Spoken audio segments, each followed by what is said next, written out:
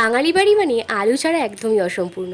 আর আমার বাড়িতে অনেক দিন আলুর কোনো স্ন্যাক্স বানানো হয়, তাই ভাবলাম আজকেই আলু দিয়ে কোনো একটা স্ন্যাক্স বানানো যায়। তো এর জন্যই আমি 3টে আলুকে প্রেশার কুকারের মধ্যে দিয়ে ভালোভাবে সিদ্ধ করে নিয়েছি।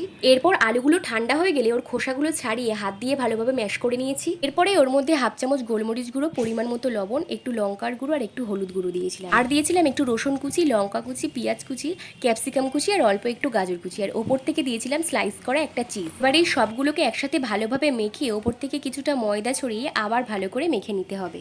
এইগুলোকে ভালোভাবে মাখতে হবে যাতে ময়দাটা ওই আলু মাখার সাথে ভালোভাবে মিশে যায়। সবগুলোকে একসাথে ভালোভাবে মাখার পর ওই আলুর কিছুটা অংশ নিয়ে ভালোভাবে গোল করে মাঝখানটা একটু ফাঁকা করে ওর মধ্যে দিয়েছিলাম কিছুটা চিজ দিয়ে আবার ভালোভাবে ওইগুলোকে গোল করে নিয়েছিলাম। এরপর সবগুলোকেই একই রকমভাবেই গোল গোল করে তৈরি করে নিয়েছি। আর আমি এই স্ন্যাক্সটা প্রথমবারই ট্রাই করছি, জানি না কেমন হবে, তবে যেরকমই হোক তোমাদের সাথে অবশ্যই শেয়ার করব। এখন একটা কড়াইয়ে তেল গরম করে সবগুলোকে এদিক ওদিক উল্টিয়ে পাল্টিয়ে ভালোভাবে ভেজে নিয়েছি। দেখো পকোড়াটা কতটা চিজি হয়েছিল আর খেতেও হয়েছিল দারুণ। তোমরা একবার অবশ্যই ট্রাই করো, ভালো লাগবে।